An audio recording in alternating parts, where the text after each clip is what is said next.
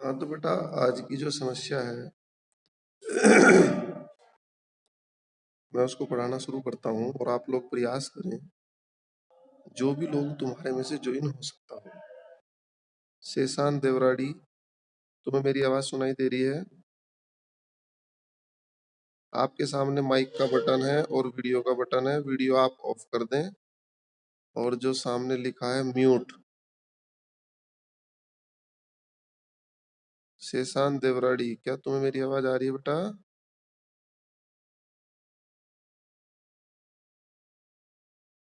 शेषान देवराड़ी,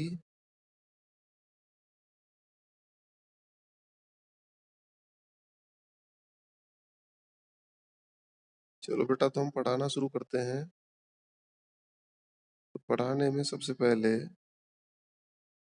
मैं तुम्हारे सामने शेयर व्हाइट बोर्ड करूंगा और इस व्हाइट बोर्ड पर हम पढ़ाने का प्रयास करेंगे। तो बेटा, यहाँ आप लोगों ने जो प्रॉब्लम मेरे से पूछी है, वो प्रॉब्लम ये है कि भाई, जैसे प्रकाश ने पूछी है प्रॉब्लम, बेटा प्रॉब्लम ये पूछी प्रकाश ने मेरे से, जैसे ये पूछा है इसने क्वेश्चन नंबर 7वां और 8वां।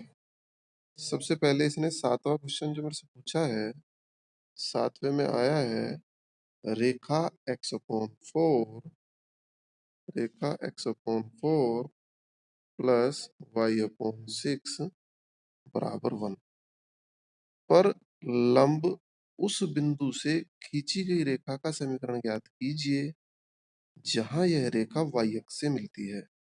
यानी कहने का मतलब, हमारी एक रेखा है, जैसे ये है आपकी x प्लस, ये रेखा मैंने यहाँ खींच दी, सपोज करो ऐसे, x upon 4 plus y upon 6 बराबर 1। अब हमारी जो रेखा है, इसने कहा है कि रेखा इतने पर लंब, यानी हमारी जो रेखा है वो इसके ऊपर क्या है, लंब। पहली बात तो यही समझ लें। और ये हमारी रेखा है, इस रेखा को आप एल से भी मान सकते हो, L4 लाइन। तो इसने कहा कि ये ऊपर जो रेखा है बेटा, ये x प्लस वाई बराबर 4 है, ये वाली। इसने कहा कि एक रेखा इसके ऊपर लंब है। ओके, होगी यहाँ तक की बात। और इस रेखा का समीकरण भी भाई मुझे ज्ञात करना है, इसका समीकरण मुझे ज्ञात करना है। तो इसने कहा कि ये इसके ऊपर लंब है। और क्या कहा इसने, रेखा x upon 4 plus y upon 6 बराबर 1 पर लंब उस बिंदु से खींची गई रेखा का समीकरण ज्ञात कीजिए जहां यह रेखा y अक्ष से मिलती है। अब इसके ऊपर जो लंब डाला, यहाँ यहाँ ये y अक्ष से भी मिलती है। अब चलो, y अक्ष से मिलने का काम तो बाद में करेंगे। तो आपको अगर इस रेखा का समीकरण निकालना है, तो बेटा किसी भी रेखा का समीकरण निकालने के लिए आपके पास क्या क्या होना जरूरी है, एक तो स्लोप और दूसरा क्या होनी जरूरी है, बिंदु। तो बेटा ये जो बिंदु है आपके पास, ये वाला बिंदु जिसको मार्क कर रहा हूं, अब इस बिंदु का देखते हैं क्या होगा ये। या इस बिंदु को आप मान भी सकते हो, तो बिंदु का काम बाद में, पहले आप स्लोप का विचार करें। तो आप लिखेंगे, माना रेखा की जो प्रवणता है वो कितनी है, m है या m1 है। इस रेखा की प्रवणता आपने m1 मान ली, और ये जो ऊपर दी हुई है रेखा, इस रेखा को आप समीकरण नंबर 1 मान। इस रेखा की जो प्रवणता है वो आपने कितनी मान ली बेटा, m2। आप लोग लिखेंगे कॉपी में इसको कि माना इस रेखा की प्रवणता m1 है, जिसकी आपको रेखा की समीकरण ज्ञात करनी है, और जो ऊपर रेखा 1 है, इसकी प्रवणता आपने क्या मान ली, m2। अब जब इसकी प्रवणता m1 है, इसकी m2 है, दोनों एक दूसरे के ऊपर लंब है, तो आप लिखोगे प्रश्नानुसार m1 डॉट m2 बराबर -1। तो क्या बेटा m1 पता आपको? नहीं। तो m1 तो हमें ज्ञात करना है, तो m1 डॉट m2, लेकिन m2 तो हमें पता ही है। भाई m2 कितना है, जब भी आपके पास ax plus by plus c बराबर 0 के रूप में आए, तो उसकी प्रवणता होती है माइनस x का गुणांक यानी 1/4, और पूरे के अपॉन में आ गया आपके पास y का गुणांक यानी 1/6, और बराबर आ गया आपके पास -1। तो बेटा 6 ऊपर चला गया, 4 यहाँ चला गया, तो आप इसको काट देंगे 3/2। तो यहाँ से जो m1 आया, मैं इसको थोड़ा मिटा देता हूँ यहाँ से, यहाँ लिखूंगा थोड़ा सा क्वेश्चन। अब तो हमारे पास जो यहाँ से m1 आया, तो बेटा m1 बराबर कितना आ जाएगा, माइनस से माइनस भी कैंसिल, और ये ऊपर जाके 6 जो ऊपर गया, ये 6 जो ऊपर गया और 4 नीचे आया तो 3/2, और इधर जाके जब पलटेगा तो ये आएगा बेटा 2/3, और वो भी कैसा, प्लस का। तो ये आ गई इस रेखा की प्रवणता। तो बेटा एक समस्या तो दूर हुई हमारी, मैं इसको मिटो भी रहा हूँ और मैं कोशिश कर रहा हूँ इसको रिकॉर्ड करने की, ताकि बाद में यूट्यूब से भेजा जा सके। शेषांत देवराड़ी, तुम्हें आवाज आ रही है बेटा? आवाज आ रही है, समझ में भी आ रहा, दिखाई दे रही स्क्रीन बिल्कुल ठीक? कोई दिक्कत वाली बात तो नहीं? जोर से बोल। चलो तो समझता रहे, बाद में मैं प्रयास करूंगा इस वीडियो को यूट्यूब पे भी डालूं। इससे है ना, तुम साथ साथ कोई समस्या पूछना चाहते हो पूछ सकते हो, कोई बात नहीं। और बच्चे नहीं जुड़े, टेंशन ना लो, एक आध दिन में सभी जुड़ जाएंगे। ये क्वेश्चन तुमने कर लिया था? ये वाला हो गया? चलो अभी नए भी आएंगे, टेंशन ना लो बिल्कुल भी। तो बैठो सर। तो अब हमने क्या करा, हमारे पास प्रवणता आ गई, स्लोप आ गई। अब स्लोप आने के बाद हम करते हैं बिंदु की व्यवस्था। तो बेटा बिंदु के लिए आप देखो, ये जो बिंदु है आपका जिससे रेखा जा रही है, ये मैंने मार्क कर दिया। ये बिंदु हमारा कहाँ है? वाई एक्सिस पर। तो अगर ये वाई एक्सिस है तो इस बिंदु के निर्देशांक, भाई वाई एक्स पे एक्स का मान तो 0 होता है, 0, बी। तो आपने मान लिया और इस बिंदु का नाम आप रख दो एम। तो आप लिखेंगे यहाँ से, माना एम के निर्देशांक 0, बी है और यह 0, बी रेखा एक पर स्थित है। तो अगर ये 0, बी रेखा एक पर स्थित है तो 0, बी इसको संतुष्ट करेगा। तो अब हमने इसको संतुष्ट कराया, तो संतुष्ट कराने का मतलब x का मान 0 हो गया, प्लस y का मान हो गया आपके पास b/6 और बराबर आ गया 1। तो यहाँ से बेटा आप देख रहे हो कि b बराबर आ गया आपके पास 6। तो इसका मतलब ये जो हमारा m बिंदु था, ये हो गया आपका 0, 6। अब आपकी समझ में क्लियर आ गई होगी बात कि भाई बिंदु जो है वो 0, 6 जिससे हमारी रेखा जा रही है, और प्रवणता है 2/3। तो सीधा सा समीकरण हो गया, अतः रेखा का अभिष्ट समीकरण।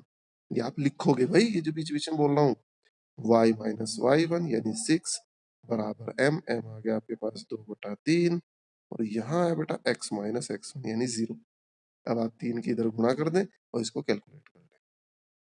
मुझे उम्मीद है भाई प्रकाश की प्रॉब्लम थी और किसी बच्चे की होगी तो समझ में आ गया होगा। तो अब मैं आगे चलता हूँ, 7वें के बाद एक प्रॉब्लम और है 8वां, फिर उससे आगे करें। कल कहाँ तक करा दिए थे रे शशांत हमने? 14। 15वें से शुरू करेंगे, जरा सी एक हिंट और दे दूं मैं 8वें की ना। तो अभी मैं 8वें क्वेश्चन की तुम्हें हिंट देता हूँ। तो चलो अभी करता हूँ क्लियर होल्ड ड्राइंग। ये अब मैं करता हूँ क्वेश्चन आपका, क्वेश्चन नंबर 8। देखो बेटा 8वां क्वेश्चन, रेखाओं y-x बराबर 0, x प्लस वाई बराबर 0, x माइनस a बराबर 0 से बने त्रिभुज का क्षेत्र। तो ये अपने पास एक त्रिभुज है, इसको आपने लिख दिया ए, इसको आपने लिख दिया बी, इसको लिख दिया आपने सी। तो बेटा इनके निर्देशांक अगर आपको दिए हुए, पहले तो सूत्र ही आप थोड़ा सा याद करो, मुझे लग रहा आप भूल गए।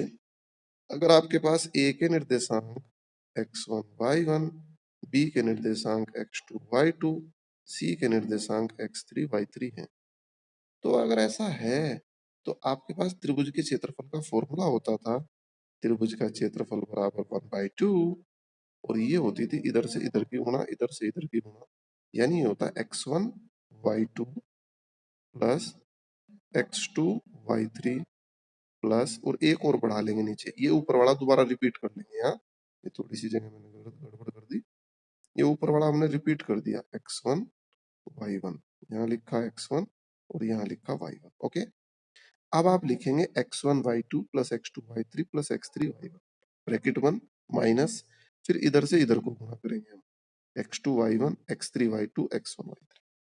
ये सभी को तुम्हें पता होगा। तो अब क्या है मेन चीज, मैं इस त्रिभुज के निर्देशांक निकालने तुम्हें सिखाता हूँ। ये हमारे पास एक त्रिभुज है 8वें क्वेश्चन में, और भाई 8वें क्वेश्चन में जो एक त्रिभुज हमें दिया है, इस त्रिभुज के अकॉर्डिंग इसने क्या कहा, रेखा y-x बराबर 0। तो इस रेखा को हमने लिख दिया y-x बराबर 0। ये पॉइंट ए है इसका शीर्ष, ये है ए, ये है बी और ये है सी। दूसरा जो समीकरण है x प्लस वाई बराबर 0, x प्लस वाई बराबर 0, और तीसरा जो समीकरण है x बराबर k, इसको मैंने लिख दिया x बराबर k। तो बेटा मैं एक के निर्देशांक आपको निकाल के दिखा, मान लो आप ए के निर्देशांक देखना चाहते हो, तो ए किस किस का कटान बिंदु है, y माइनस एक्स बराबर 0 और x बराबर k का। तो इसका मतलब इन दोनों को हल करेंगे तो ए के निर्देशांक आएंगे। तो x का मान तो k है ही, x तो आ ही गया, x का मान k जब यहाँ रखेंगे y का भी k, तो बेटा a का जो निर्देशांक आया वो कितना आया k। अब b के लिए किसे किसे हल करेंगे, y माइनस एक्स बराबर 0, x प्लस वाई बराबर 0। तो ऐसे ही बेटा b आएगा और ऐसे ही आपके पास c आएगा। और जब तीनों निर्देशांक आ गए फिर मुझे उम्मीद है कि कोई दिक्कत नहीं होनी चाहिए। तो बेटा आप प्रयास करना, जो नहीं होगा मेरे से आप पूछो। तो अब हम शुरू करते हैं। तो भाई शेषांत, अब तेरे अकॉर्डिंग क्वेश्चन आने शुरू हो गए, 14 तक मैंने निपटा दिए। अब हम करते हैं क्वेश्चन नंबर 15 से। देखो 15वें क्वेश्चन में इसने क्या कहा, बिंदु 1 2 से रेखा इतने की 2x माइनस वाई बराबर 0 के अनुदिश दूरी ज्ञात करो। बेटा इस क्वेश्चन से बताने से पहले मैं आपको एक बात बता दूं, मान लो ये एक रेखा है a x plus b y plus c बराबर 0, और इस रेखा के ऊपर एक बिंदु बिंदु लिख दिया मैंने x1 coma y1। x1 coma y1 से मैंने इसके ऊपर एक लंब डाला परपेंडिकुलर। तो एक बिंदु से एक रेखा के ऊपर डाला गया लंब ही, उस बिंदु से इसको आप P मान लें, इसको आप M मान लें, तो PM डिस्टेंस। जब मैंने फॉर्मूला पढ़ाया, अरे शशांत याद है क्या था ये फॉर्मूला? हाँ भाई शशांत, याद है तेरे फॉर्मूला क्या था ये? एक रेखा के ऊपर जब आप किसी बिंदु से लंब डालते हैं, लंब की लंबाई कह दो इसको, या उस बिंदु से उस रेखा की दूरी कह दो, तो क्या था फॉर्मूला याद है? मैंने इसीलिए ऑनलाइन शुरू किया, मैं थोड़ा थोड़ा बीच में पूछा भी करूंगा तुम लोगों से। अब चलो मैं बताता हूँ, थोड़ा थोड़ा याद आएगा जब मैं बोलूंगा। जब आप एक बिंदु x1 y1 से एक रेखा ax plus b y plus c बराबर 0 के ऊपर लंब डालते हो, तो इसी को आप बोलते हो उस बिंदु से इस रेखा की दूरी। तो ये कितनी होती है, सबसे पहले आप लिखते हैं रूट अपॉन में x के गुणांक का स्क्वायर यानी a स्क्वायर, y के गुणांक का स्क्वायर। याद आ रहा कुछ कुछ? अरे याद आ रहा कुछ कुछ? उसके बाद क्या करते थे, ये जो ऊपर बिंदु दिया है इससे आप इस रेखा को सेटिस्फाई करते थे। सेटिस्फाई का मतलब a x के बदले आप रखते थे x1, b y के बदले y1 और प्लस c।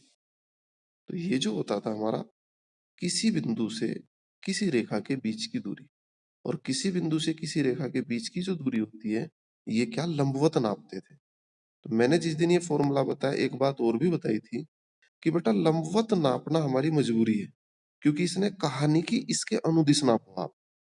लेकिन अभी जो 15वां क्वेश्चन है इसमें इसने कह दिया कि आप 2x माइनस वाई बराबर 0 के अनुदिश दूरी ज्ञात करो, तो इसलिए बताना पड़ा। तो अब देखो मैं आपको बताता हूँ 15वां क्वेश्चन। बिंदु 1 2 से, तो बेटा हमने लिखा एक बिंदु 1 2, और ये आपने खींची एक रेखा। रेखा क्या है आपकी, 4x plus 7y plus 5, 4x plus 7y और प्लस 5 और बराबर 0। इस रेखा को आप समीकरण 1 मान लें। तो ये कहता है 1 2 से इस रेखा की दूरी ज्ञात करो। अगर भाई ये कहता कि आप दूरी ज्ञात करो केवल, तो जो अभी फॉर्मूला लगाया सीधा सीधा वो लगा देते, काम खत्म हो जाता। लेकिन इसने कहा कि इस बिंदु से, इस बिंदु को आप मान लो P मान लो, चलो आप इस रेखा की जो दूरी निकालनी है वो किसके अनुदिश निकालनी। एक रेखा है 2x माइनस वाई, ये जो रेखा है आपकी 2x माइनस वाई बराबर 0, इसके अनुदिश निकालनी। अनुदिश का मतलब जिस डायरेक्शन में ये है उसी डायरेक्शन में, यहाँ क्या था 1 2, तो ये दूरी आप समझ में आया। P इसको आप मान ले सपोज करो M, तो PM दूरी जो निकालनी है इस बार वो परपेंडिकुलर नहीं निकालनी, वो 2x माइनस वाई बराबर 0 के अनुदिश। अनुदिश का मतलब उसकी डायरेक्शन में, जितने एंगल पे वो झुके उतने एंगल पे 1 2 से पी बिंदु से आपको एक रेखा खींचनी। समझ में आई भाई बात शेषांत? चलो हाँ, मतलब अगर ये कहता कि आप दूरी ज्ञात करो, फिर तो परपेंडिकुलर यानी लंबवत लेते, फिर तो मजबूरी होगी थी हमारी। लेकिन इसने कहा 2x माइनस वाई बराबर 0 के अनुदिश।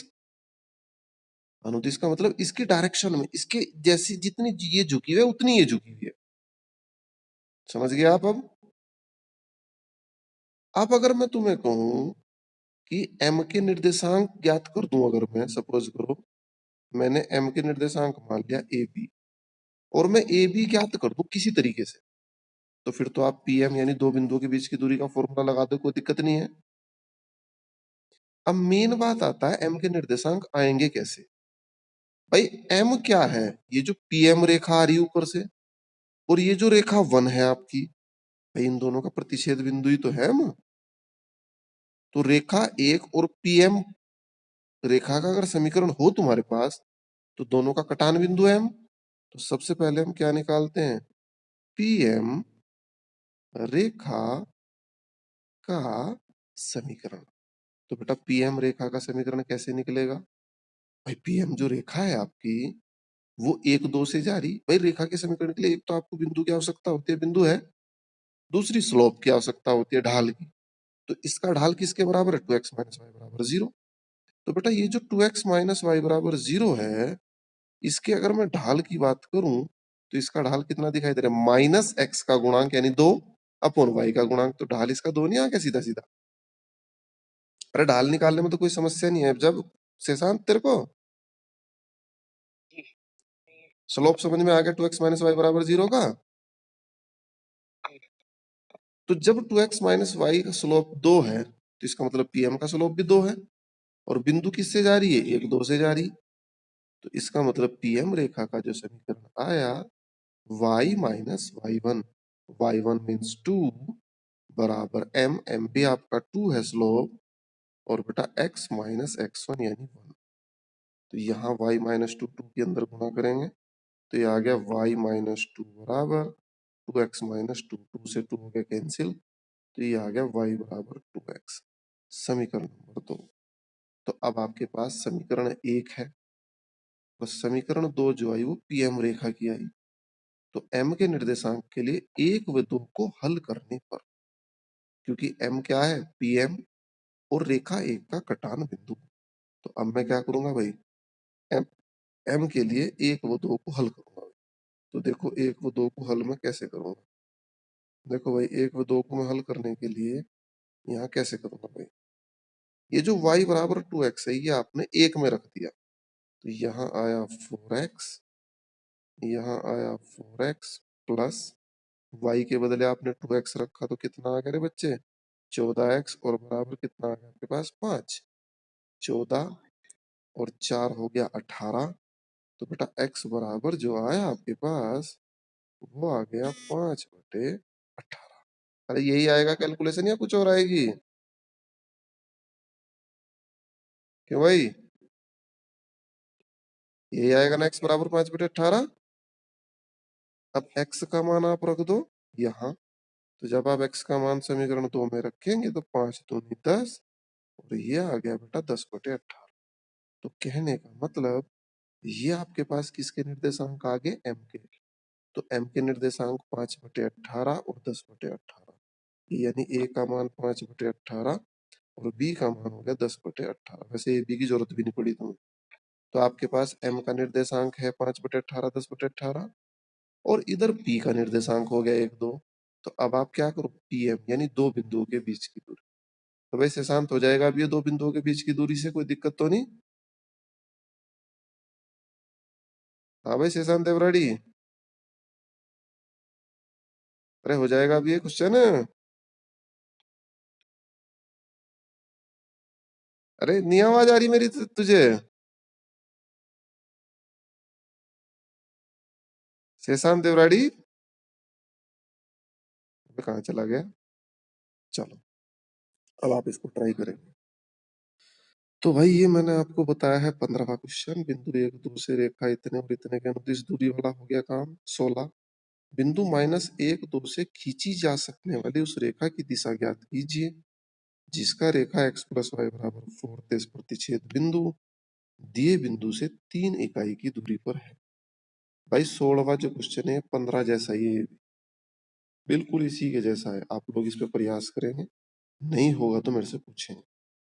अब आप देखें 17वां क्वेश्चन। अरे शेषांत देवराड़ी, तेरे को आवाज आ रही है भाई? आ रही है, हाँ सुनता रहे बेटा, आज तेरी समझ में बहुत अच्छा आएगा। किताब रख रखी सामने, नहीं रख रखी? हाँ, 17वां क्वेश्चन जो है, समकोण त्रिभुज के कर्ण। हमने एक समकोण त्रिभुज बनाया, साफ दिखाई दे रहा बिल्कुल? हाँ क्लियर दिख रहा ना, कोई दिक्कत तो नहीं? समकोण त्रिभुज के कर्ण, तो भाई ये एक समकोण त्रिभुज है ए बी और सी। कौन सा एंगल है इसमें 90? भाई बताएगा मेरे को शशांक त्रिपाठी? बना इस बोर्ड पे ही, इसी बोर्ड पे बना तू भी, कौन सा है 90? बना इसी बोर्ड पे 90 कौन सा है, लिख दे, बस सीधा उंगली चला दे वहां कौन सा 90 है। चला, तेरे मोबाइल पे बोर्ड नहीं आ रहा, व्हाइट बोर्ड? हाँ ये हुई ना बात, वेरी गुड। हाँ तो बेटा अब अच्छा समझ में आएगा, तुम उम्मीद करो ठीक ही चलेगा काम। तो मैं बात कर रहा था समकोण त्रिभुज के कर्ण के अंत्य बिंदु 1 3 और -4 1 है।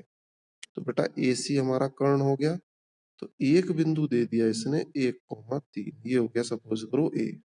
और सी जो बिंदु दिया इसने वो दिया -4,1। अब ये कह रहा है त्रिभुज के पाद यानी लेग्स यानी समकोण भुजाओं के समीकरण ज्ञात करो। तो बेटा कर्ण तो हो गया ए सी, और कर्ण के अलावा जो लेग्स हैं, बाकी जो दो भुजाएं हैं वो कौन कौन सी है हमारे पास, ए बी और बी सी। तो इनके हमें समीकरण ज्ञात करने हैं। और आपको पता, किसी बिंदु का, किसी रेखा का समीकरण ज्ञात करने के लिए एक तो बिंदु होना जरूरी और दूसरा क्या है, स्लोप होना जरूरी है। तो अगर मैं बीसी रेखा का समीकरण ज्ञात करता हूं तो बीसी के लिए बिंदु तो -4 1 हो गया, लेकिन स्लोप नहीं है। तो बेटा इस क्वेश्चन में थोड़ा सा ये अनकंप्लीट है, तो इसमें आप स्लोप मान लें किसी का भी। मान लो आपने बीसी का स्लोप m मान लिया, आप यहाँ लिखेंगे माना बीसी का जो ढाल है वो m है, तब बीसी का समीकरण। तो बीसी का जो समीकरण आया y - y1 यानी 1 बराबर m और x - x1 यानी x + 4। समझ में आ गया भाई? ये हो गया आपके पास बीसी रेखा का समीकरण। अब बात आई ए बी, इसे थोड़ा सा कैलकुलेट कर लेना। अब बात आई ए बी की। अब ए बी और बी सी एक दूसरे पर लंब है, तो ए बी की प्रवणता कितनी होगी भाई, -1/m। मुझे उम्मीद है ये भी बात समझ में आ गई होगी, क्योंकि प्रवणताओं का गुणनफल कितना होता है, -1। तो दोनों गुणा करेंगे, -1 नहीं आ रहा भाई तुरंत एकदम। तो अब आप लिखेंगे यहाँ से कि ए बी की स्लोप, तो ए बी की जो स्लोप है आपके पास वो कितनी है बेटा, -1/m। अरे -1/m समझ में आ गया कैसे हुई? तो अब आप लिखेंगे ए बी का समीकरण। तो ए बी के लिए किस बिंदु से जा रही, 1 3 से। तो यानी y - y1 यानी y1 का मान आ गया 3 बराबर m, m का मान आया -1/m, और यहाँ आया x - x1। x1 का मान जो है, तो इसको आप कैलकुलेट कर लें थोड़ी सी, उससे क्वेश्चन हो जाएगा।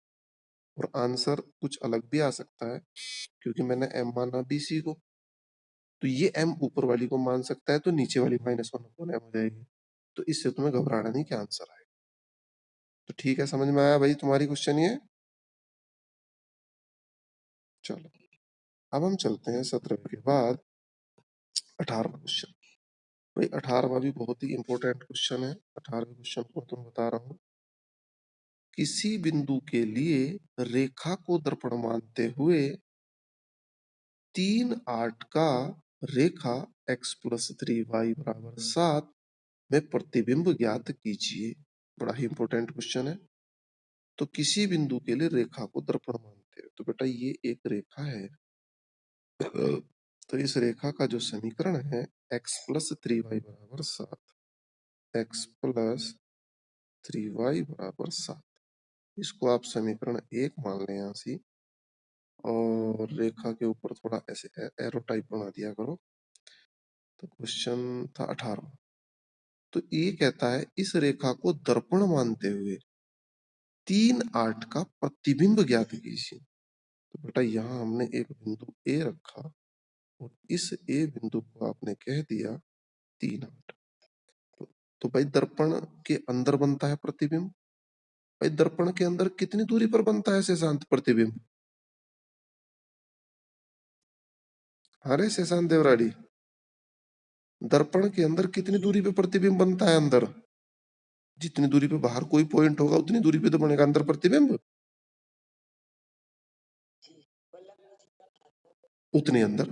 भाई तुम शीशे से जितनी दूर खड़े उतनी अंदर नहीं दिखाई देते, उतना ही हम। तो ये हमने इसका प्रतिबिंब ये मान लिया यहाँ ए का डैश यहाँ बनना अंदर। ठीक होगी बात? तो हमने इसको मिलाया ऐसे, ये डॉट डॉट लाइन से। तो बेटा ये जो दर्पण को जहां इसने टच किया, ये क्या होगा? ए और ए डैश का मध्य बिंदु होगा। क्लियर है बात? तो ये जो अंदर प्रतिबिंब बना, तो इस प्रतिबिंब का मैंने मान लिया जो निर्देशांक है वो ए बी है। भाई मुझे इसका प्रतिबिंब भी तो ज्ञात करना। तो मैंने मान लिया इसका जो प्रतिबिंब है वो कितना है? ए बी है। तो बेटा अगर आपके पास ए बी में दो समीकरण बन जाए तो आप क्वेश्चन सॉल्व कर सकते हो। तो मैं ए बी में दो समीकरण बनाने का प्रयास करता हूं तुम्हारे लिए। देखो कंडीशन देखो कि ये एंगल 90 है, तो इसका मतलब रेखा ए ए डैश, भाई यहां से क्लियर क्या हो रहा है भाई? रेखा ए ए डैश व दूसरी रेखा क्या है आपकी 1, दोनों एक दूसरे पर लंब हैं। अतः दोनों की प्रवणताओं का गुणनफल, तो दोनों की जो प्रवणताओं का गुणनफल होगा वो क्या होगा भाई? प्रवणता का गुणनफल वो कितना होगा भाई? -1। आप अपनी कॉपी में ऐसे ही लिखेंगे प्रवणता का गुणनफल। अब इनका मैं प्रवणता का गुणनफल करता हूँ कि भाई प्रवणता का गुणनफल है कितना कितना इनका, वो मैं करता हूँ अभी भी कितना कितना। तो जब आप ए ए डैश की प्रवणता देखते हो तो दो बिंदुओं से होके जा रही, तो y2 minus y1 upon x2 minus x1। तो ये आया b माइनस 8 और पूरे के अपॉन में आया a माइनस 3। ये हो गया बेटा पहली रेखा की प्रवणता गुणा दूसरी की प्रवणता और बराबर -1। दूसरी जो रेखा है यानी रेखा नंबर 1, ये आपको क्या दिखाई दे रही? A x plus b y plus c बराबर 0 के रूप में। तो इसकी प्रवणता होती थी माइनस एक्स का गुणांक और अपॉन वाई का गुणांक यानी 3। अरे यही होती थी भाई शेषांत प्रवणता। तो यहां से आपके पास ए बी में एक समीकरण आ गई, ऊपर ऊपर की आपने गुणा करी तो b माइनस 8 -3 को नीचे के साथ गुणा करके इधर एडजस्ट कर दो सीधा साथ साथ, तो माइनस माइनस प्लस हो गया और इधर जाके हो गया 3a और माइनस हो गया 9। समझ में आ रही भाई कैलकुलेशन? 3a को आप इधर ले आए तो ये आया -3a प्लस b और बराबर -1। भाई -9 प्लस 8 -1, तो ये आ गई समीकरण नंबर 2। तो भाई ए बी में एक समीकरण आ गया आपके पास। अगर मैं ए बी में एक समीकरण और बनवा दूं तुम्हें, तो ए बी हल करो और आंसर आ जाएगा सीधा सीधा। तो देखो दूसरी समीकरण कैसे आएगी ए बी में, वो मैं तुम्हें बताता हूँ। थोड़ा सा साफ कर दो बोर्ड जरा। देखो भाई दूसरा जो ए बी में समीकरण आएगी वो कुछ इस तरीके से आएगी। आप लिखेंगे m के निर्देशांक, आप लिखेंगे चूंकि m जो है वो ए ए डैश का मध्य बिंदु है, तो m के जो निर्देशांक आए a प्लस 3/2 और यहाँ आया b प्लस 8/2। ठीक है भाई, यही तो होंगे मध्य बिंदु के निर्देशांक। अब ये जो m है आपके पास, ये रेखा एक के ऊपर स्थित दिखाई दे रहा है आपको, तो इसका मतलब क्या हुआ कि ये जो m है इस रेखा एक को संतुष्ट करेगा, क्योंकि m जो है देखो रेखा एक के ऊपर स्थित है, तो ये इस रेखा एक को संतुष्ट करेगा। तो ये लाइन आप लिखोगे, चूंकि m रेखा एक पर स्थित है अतः यह एक को संतुष्ट करेगा। तो संतुष्ट कराया, x का मान रखा a plus 3/2 plus 3y, y का मान रखा आपने b प्लस 8/2 और बराबर आ गया आपके पास 7। तो बेटा इसको कैलकुलेट करके आप निकाल लोगे यहाँ से ए बी की एक समीकरण। भाई आप 2 से पूरे में गुणा कर दो या 2 एलसीएम ले लो, बात तो एक ही है। तो ये आया a प्लस 3 प्लस 2 की गुणा करी, नीचे वाला 2 कट गया, 3 के अंदर गुणा करी, ये आ गया आपके पास 3b प्लस 24 और 2 की इधर गुणा हुई, ये आया 14। बेटा यहाँ से भी ए बी की एक समीकरण आ गई, यानी a प्लस 3b बराबर 24 और 3 27। ये 24 को इधर ले आओ आप, -10 -3, मुझे लग रहा -13 आ जाना चाहिए। ये आएगा क्या हल करके भाई? ये आ गई समीकरण नंबर 3। तुम लोग भी अपनी कॉपी वगैरह साथ रखा करो, है ना? तो समीकरण ए 2 आई थी अभी ए बी में और 3 आ गई। तो जब ए बी में 2 समीकरण आएगी दोनों को हल कर दो और आंसर तुरंत। It's okay. चलो, तो ये था, कौन सा क्वेश्चन था हमारा भैया? 18वां। एक बिंदु से रेखा इतने उधर को, हाँ। 19 यदि रेखाएं इतने इतने पर समान रूप से आनत हो तो m का मान ज्ञात कीजिए। बेटा 19 को आप लोग खुद करोगे, यहाँ से थोड़ा सा मैं आपको हिंट दे के समझा रहा हूँ। 19 में से ने कहा यदि रेखाएं y बराबर 3x प्लस 1 और दूसरी है 2y बराबर x प्लस 3, ये दोनों जो है ना रेखा y बराबर mx प्लस 4 पर समान रूप से झुकी है। तो इसका मतलब ये हुआ कि ये दोनों अगर इसके ऊपर समान रूप से झुकी हैं तो यानी इसका इसके साथ जो एंगल है वो थीटा है। देखो चलो मैं इसका थोड़ा सा हिंट देता हूँ। 19 में से ने कहा है रेखा y बराबर 3x प्लस 1, एक रेखा है y बराबर 3x प्लस 1 और दूसरी जो रेखा है y बराबर mx प्लस 4, y बराबर mx प्लस 4। तो भाई एक तो इसके साथ झुकी है, तो इस झुकाव को हमने कितना माना? थीटा। तो बेटा टेन थीटा का फॉर्मूला लगा दोगे आप दोनों की प्रवणता निकाल के, चलो बता दे रहा हूँ। तो टेन थीटा बराबर m1 माइनस m2। तो पहली रेखा की प्रवणता क्लियर क्लियर 3 दिखाई दे रही, y बराबर mx प्लस c से कंपेयर करो, और बेटा दूसरी की प्रवणता तो m है ही, तो टेन थीटा बराबर m1 माइनस m2 यानी 3 minus m upon 1 plus 3m। Tan theta आ गई समीकरण नंबर। अब दूसरी जो रेखा है 2y बराबर x प्लस 3, ये है दूसरी रेखा 2y बराबर x प्लस 3, और ये भी किसके साथ? y बराबर mx प्लस 4 के साथ समान झुकाव, समान यानी यहाँ भी झुकाव थीटा है। तो बेटा यहाँ भी आप टेन थीटा का फॉर्मूला लगा दो और दोनों को आपस में बराबर रख के m का मान ज्ञात कर दो। तो आप लोग प्रयास करेंगे, नहीं होगा तो मेरे से पूछेंगे। 20वां क्वेश्चन, यदि चर बिंदु 20वें के लिए आप लोग खुद प्रयास करेंगे। 21 समांतर रेखाएं समदूरस्थ हैं, 21 भी आप लोग खुद प्रयास करेंगे, ठीक है भाई? 2 क्वेश्चन मैंने तुम्हें खुद प्रयास करने के लिए दे दिए। और तीसरा क्या है? 22 बिंदु 1 2 से होकर जाने वाली एक प्रकाश किरण। भाई प्रकाश किरण जैसा मैं अभी भी तुम्हें बता चुका, क्योंकि प्रकाश किरण जितने एंगल से डलती है उतने से ही बाहर निकलती है। यहाँ कुछ इस तरीके का रोल रहेगा।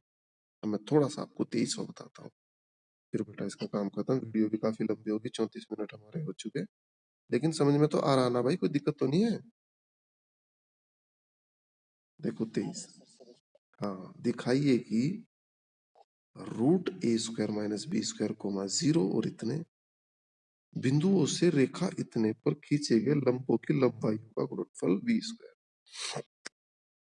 तो पहले पहला जो बिंदु है आपके पास √a² माइनस b² 0, इससे आप पहली रेखा पर जो लंब डाल रहे उस लंब की लंबाई p1 मान लिया आपने। लिखोगे आप, माना इस बिंदु से रेखा, ये जो रेखा है इसके ऊपर जो लंब डाला आपने, इसकी लंबाई आपने P1 मान ली। और रेखा जो है आपके पास वो है x upon a cos theta plus y upon b sin theta और -1 बराबर 0। -1 सीधा इधर ले आओ शुरू में ही। तो बेटा एक लंब की लंबाई मैं आपको बता रहा हूँ P1 निकाल के, P2 आप खुद निकालेंगे और दोनों का गुणनफल b स्क्वायर के बराबर आप सिद्ध करेंगे। तो बेटा P1 मैं निकालता हूँ यहाँ से, तो P1 बराबर, जब आप एक बिंदु से रेखा पर लंब डालते हैं तो याद करो अभी अभी पढ़ाया था, अपोन में क्या लिखते हैं, x के गुणांक का स्क्वायर। याद आया भाई कुछ कुछ? अभी तो पढ़ाया 2 मिनट पहले ही। तो x का गुणांक कितना है, कोस थीटा अपॉन a, तो यहाँ आया आपके पास cos square theta upon a square plus y के गुणांक का स्क्वायर, तो ये आया साइन स्क्वायर थीटा और अपोन में आ गया b स्क्वायर। ठीक होगी बात? और ऊपर क्या आता है, इस बिंदु से संतुष्ट कराते हैं इसको।